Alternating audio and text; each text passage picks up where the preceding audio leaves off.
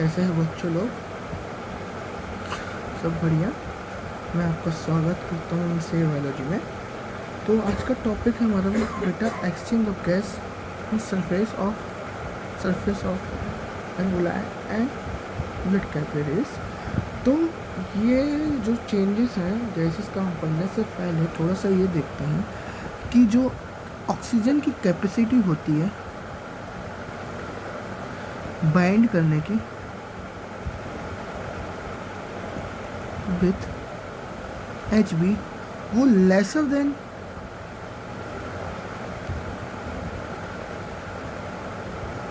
lesser than 20 to 25 time of CO2। किससे? CO2 से 20 से 25 गुना एट टाइम क्या होती है? लेस होती है बाइंड करने की कैपेसिटी। पहली चीज़ याद रखो। दूसरा पॉइंट ये है कि जब तुम्हारा ये लंग है, मान लो ये तुम्हारा क्या है, लंग्स है, ठीक है, तुम्हारा क्या है बेटा, लंग है, और ये तुम्हारा ट्रैकिया है, और ट्रैकिया यहाँ T5 पे आने के बाद डिवाइडेड हो जाता है दो पार्ट में, ठीक है, ऐसा।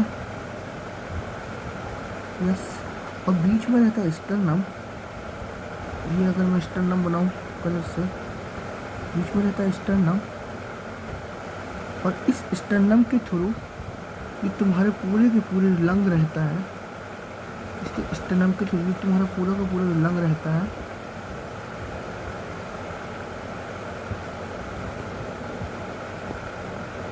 ये पूरा का पूरा लंग रहता है बेटा। ये लंग, ये स्टर्नम के थ्रू यहाँ से क्या रिफ्स निकलती हैं, ये रिफ्स बैकवर्ड टू इनवर्ड इस स्टर्नम से अटैच रहती हैं और एक रिब केज बनाती है। क्या बनाती है बेटा? रिब केज बनाती है, ठीक है। ये तुम्हारा यहाँ पे रिब्स पूरी की पूरी यहाँ तक इसके अंदर तुम्हारा पूरा लंग प्रेजेंट होता है। ये तुम्हारी क्या होती है?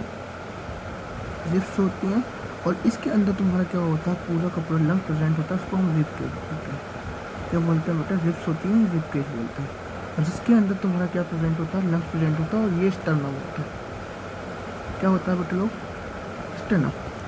हाँ, तो हम बोल रहे थे ये जो हमारा ट्रैकिया होता है, ठीक है, बेसिकली हम एक्सचेंज की बात कर रहे थे। तो ये देखते हैं कि हमारा ट्रैकिया डिवाइडेड होता है दो पार्ट में, ब्रोंक्यूल, और ब्रोंक्यूल फाइनली एंड तक पहुंचता है, जो एक लंग में आता है, जो स्ट्रक्चर बनाता है एक मटका से का, मटका से स्ट्रक्चर बनाता है, ठीक है, मटका से स्ट्रक्चर बनाता है। इसको हम एल्वुलाई बोलते हैं। क्या बोलते हैं? एल्वुलाई बोलते हैं बेटा, याद रखना। और ये नीचे वाला जो रहता है ब्लड कैपिलरीज होता है। ब्लड कैपिलरीज इसलिए तो याद रखो, कभी भी जो डिफ्यूजन अकर्स होता है हमेशा, मैं बोलूँ जो डिफ्यूजन ऑलवेज अकर्स होता है हमेशा बिटवीन दी कैपिलरीज और एल्वुलाई के बीच में होता है। कभी भी कोई भी डक्ट या वेन्स और आर्टरी के थ्रू नहीं होता। क्या? Diffusion always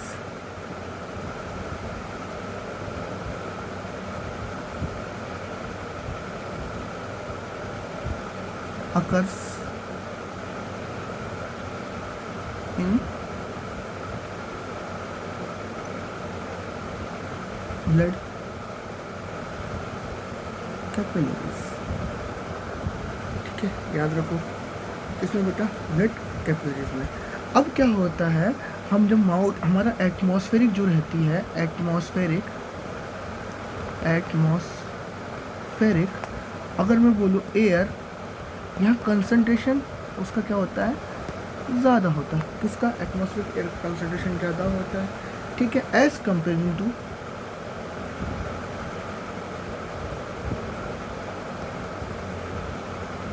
lung.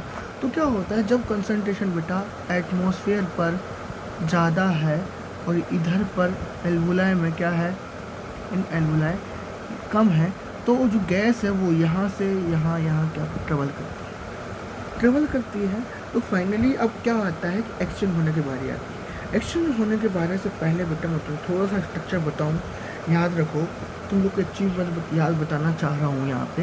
ये चीज़ ऊपर जो तुम्हारा एक्सचेंज होने वाली है गैस बिटवीन दी किस किस के बीच में, एल्वुलाई के बीच में, किस किस के बीच में, एल्वुलाई के बीच में और कैपिलरी के बीच में, कैपिलरी के बीच में।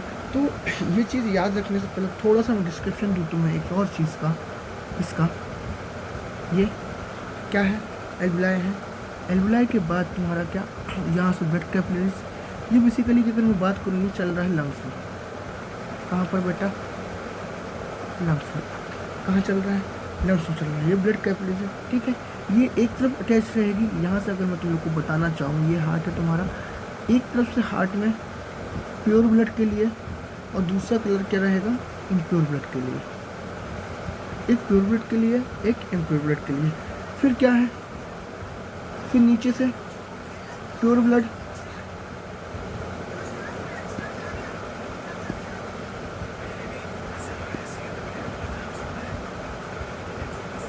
प्योर ब्लड, और इधर भी बना रहेगा टिश्यू, ठीक है ना। और ये तुम्हारा फिर इम्प्योर ब्लड, ठीक। याद रखो इतना चीज़।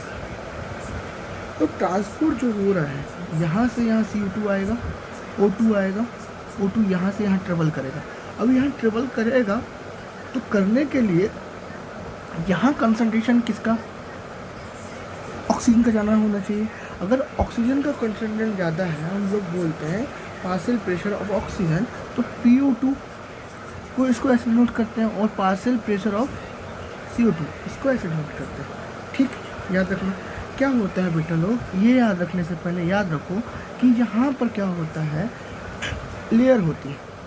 क्या होती है, लेयर होती है। एक पतली सी लेयर होती है और वो लेयर जो बनी रहती है बेटा, ये ऐसी लेयर बनी रहती है यहाँ पे, ठीक है। जब तुम टिश्यू पढ़ते हो, उस टिश्यू में ये पढ़ते हो, देखते हो कि ये जो लेयर बनी हुई है, ये जो लेयर बनी हुई है बेटा, ये बनी हुई है एपिथेलियम की, इसकी एपिथेलियम की। और जो ये इसमें जो ब्लड कैपिलरीज है, इस ब्लड कैपिलरीज में ऐसे अंदर, ठीक है, ऐसी लेयर बनी होती है। ये भी बनी होती है बेटा एंडोथेलियम की। किसकी बनी होती है, किसकी बनी होती है बेटा, एंडोथेलियम। ये एंडोथेलियम बेसिकली तुम्हारा एपिथेलियम होता है। क्या होता है बेटा, ये बेसिकली क्या होता है, एपिथेलियम होता है। याद रखना एक चीज़, इन दोनों के बीच में बेटा एक और लेयर होती है जिसे हम बोलते हैं बेसमेंट मेम्ब्रेन बोलते हैं। क्या बोलते हैं, इन दोनों के बीच में क्या होता है बेटा, बेसमेंट मेम्ब्रेन होती है। यहाँ पे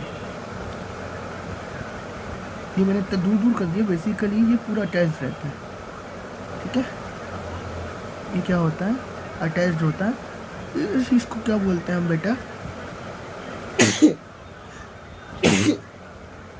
बेसमेंट मेम्ब्रेन बोलते हैं। क्या बोलते हैं, बेसमेंट मेम्ब्रेन। और ये बेसमेंट मेम्ब्रेन जो बेटा क्या होती है, नॉन सेलुलर होती है। क्या होती है, नॉन सेलुलर। और जो नॉन सेलुलर होती है और जो बनी किसकी होती है बेटा, कार्बोहाइड्रेट की बनी होती है। किसकी बनी होती है, कार्बोहाइड्रेट की बनी होती है। किसकी बनी होती है, कार्बोहाइड्रेट की बनी होती है। इतना आया समझ में, ठीक है ना, इतना आया समझ में। तो ये पूरी जो थिकनेस होती है, ये पूरी की पूरी थिकनेस जो होती है बेटा, लगभग जो इसकी थिकनेस होती है बेटा 0.02 मिलीमीटर की होती है। बहुत थिन होती है, बहुत थिन होती है, बहुत थिन मिलीमीटर की होती है, बहुत थिन होती है। तो यहाँ से ऑक्सीजन फिर क्या होता है बेटा, यहाँ से ऑक्सीजन क्या होता है, यहाँ ट्रेवल करता है, यहाँ आता O2 और यहाँ से CO2 फिर ट्रेवल करता है, ठीक है। वहाँ से ऑक्सीजन नीचे आ रहा है, ये यहाँ पे PO2 और यहाँ से CO2 ऊपर जाएगा। क्लियर? तो बेसिकली एक चीज़ समझ में आई हमें कि जो गैस एक्सचेंज हो रहा है, ये गैस एक्सचेंज जो हो रहा है, एक्सचेंज जो गैस हो रहा है बिटवीन दी थ्री लेयर्स, किसकी लेयर? Alveoli, epithelium, basement membrane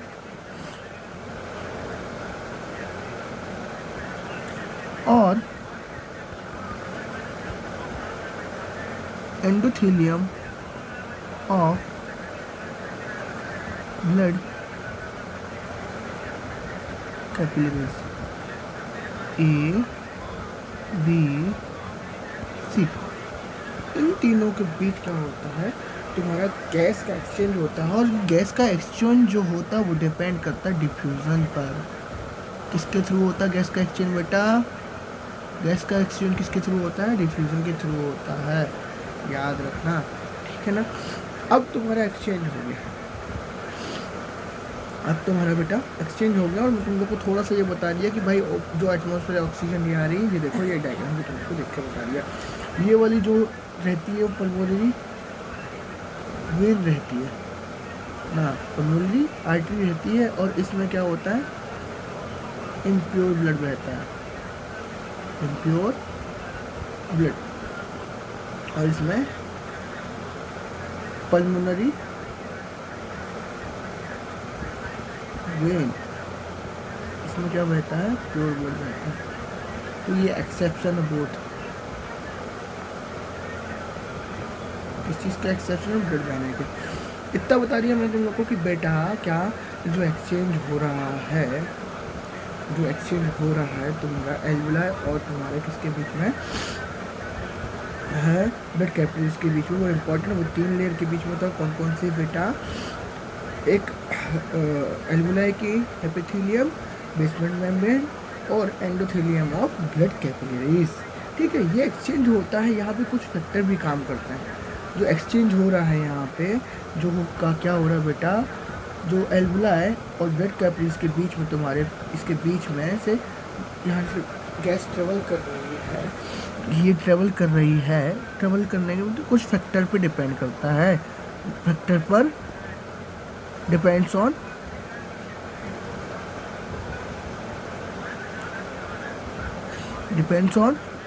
factor, ठीक है ना बेटा, ठीक है, इतना समझ में आ गया। अब देखो, अब ये फैक्टर बाद में पढ़ेंगे, डिपेंड ऑन फैक्टर पढ़ते हैं, कौन सा फैक्टर होता है बाद में देखेंगे।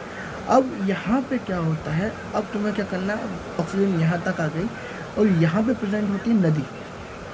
क्या बेटा, क्या प्रेजेंट होती है इस ब्लड कैपिलरीज में, क्या प्रेजेंट होती है बेटा? लोगों को बताओ, फिर से जल्दी बोलो फटाक से। प्रेजेंट होती है नदी, नदी प्रेजेंट होती है, ये नदी। और ये नदी किसकी होती है बेटा? ये नदी किसकी होती है? ये जो नदी जो होती है वो ब्लड की नदी होती है, किसकी? इस ब्लड में। और इस ब्लड में क्या प्रेजेंट होता है? दो टाइप, क्या? ब्लड प्लाज्मा और सेल्स कंपोनेंट।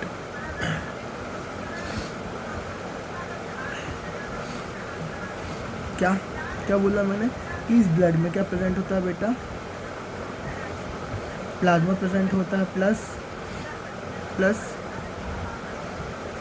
ब्लड सेल्स और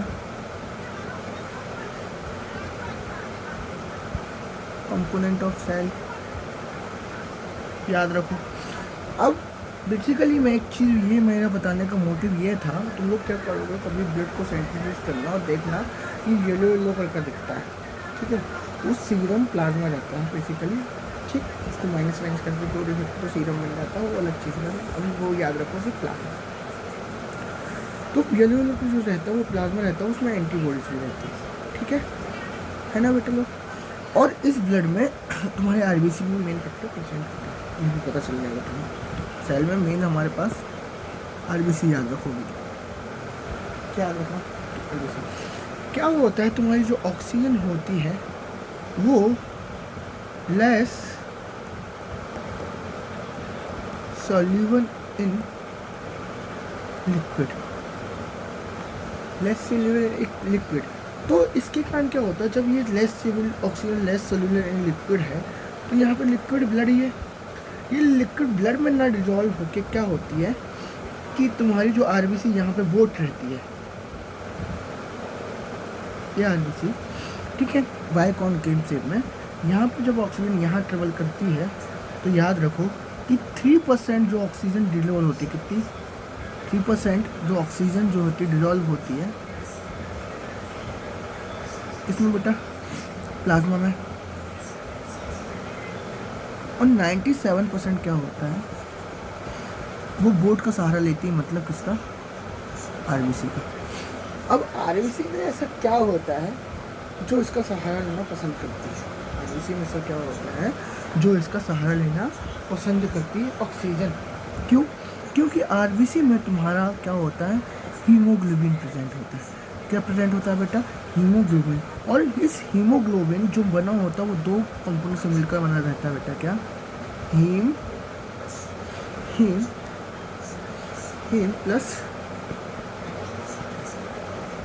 प्रोटीन से, और प्रोटीन में कौन सा बेटा, ग्लोबुलिन। किससे बेटा, याद रखो ग्लोबुलिन। अब बेसिकली याद रखो, अब हीम और प्रोटीन तो मैंने बता दिया तुम लोग को, ठीक है, इससे मिलकर बना होता है। एक्चुअल में क्या होता है, इसकी जो यूनिट होती है ना, इसकी जो यूनिट होती है इस आरबीसी के अंदर कम से कम, इस आरबी के अंदर कम से कम 280 मिलियन पार्टिकल ऑफ इसके होते हैं।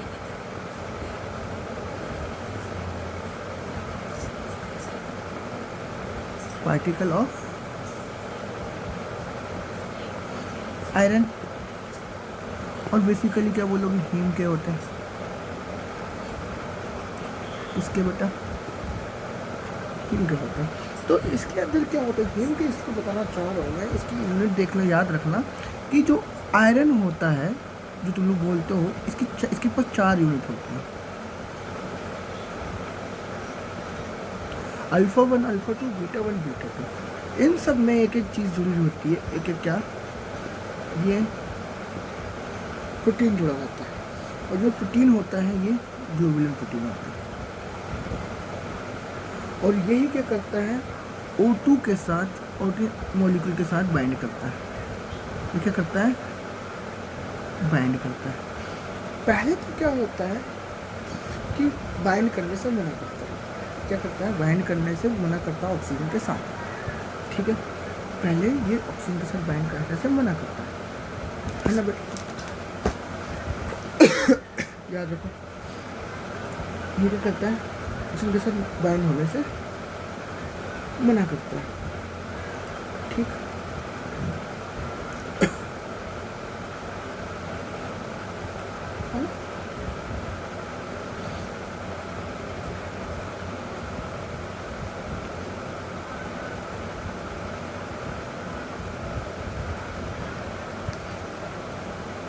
तो तुम लोग याद रखो, एक हीमोग्लोबिन क्या कर रहा है बेटा, 4 O2 से बाइंड करता है, कितना, 4 O2 से बाइंड करता है, और इसी को हम बोलते हैं ऑक्सी हीमोग्लोबिन। क्या बन जाता है ये, सी हीमोग्लोबिन। अगर ऑक्सी हीमोग्लोबिन नहीं चाहिए हमें वापस, तो ऑक्सीजन निकाल दो, हीमोग्लोबिन बन जाएगा पूरा का पूरा। तो इसलिए तुम लोगों ने एक चीज़ देखी होगी, जब करंट फ्रेंट लगता है या फिर लड़कों वीडियोस देखती है, वीडियोस देखती है, मेंस्ट्रुअल साइकिल, उसको ब्लड लॉस होता है, ब्लड लॉस होता है तो उसमें बेसिकली ये आयरन लॉस ज़्यादा होता है। आयरन लॉस के कारण उसमें ब्लड में आरबीसी करनी होती है, आरबीसी की कमी में उसमें क्रिएट होता है दोबारा हीमोग्लोबिन, और उससे क्या हो जाता है, फिर तुम्हें दिक्कत, किस चीज़ की दिक्कत बेटा, इससे क्या हो जाता है दिक्कत कि तुम्हारी बॉडी में आयरन कंटेंट क्या हो जाता है, कमी होती है, क्लियर है ना, आयरन कंटेंट क्या हो जाता है, कमी हो जाती है, ठीक है बेटा लोग। इसके बाद क्या होता है कि जो तुम्हारी ट्रेवल करके ब्लड कैपिलरी से ट्रेवल करके कहाँ तक पहुँचती है, ऑक्सीजन 97% ऑक्सीजन टिश्यू के पास पहुँचती है, और पहला जो टिश्यू रहता है वो उदास बैठा रहता है, उदास बैठे रहता है। क्यों? क्योंकि इसके पास क्या deficient of energy and oxygen also.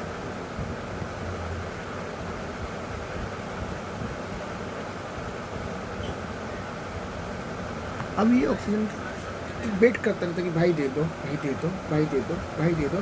तो पहले ये छोड़ने से मना कर देता है, इतनी टाइटली बॉन्ड रहता है कि ये छोड़ने से क्या करता है, ऑक्सीजन देने से मना कर देता है। कौन? आयरन, हीमोग्लोबिन देने से मना कर देता है। जैसे ही एक ऑक्सीजन देता है वैसे ही क्या करता है, दूसरा भी ये देना चालू कर देता है, तीसरा भी दे देगा, चौथा भी देगा। उसका रीज़न ये है कि वह अपने स्ट्रक्चर में स्टेबिलिटी क्या करता था, धीरे धीरे लॉस करना है।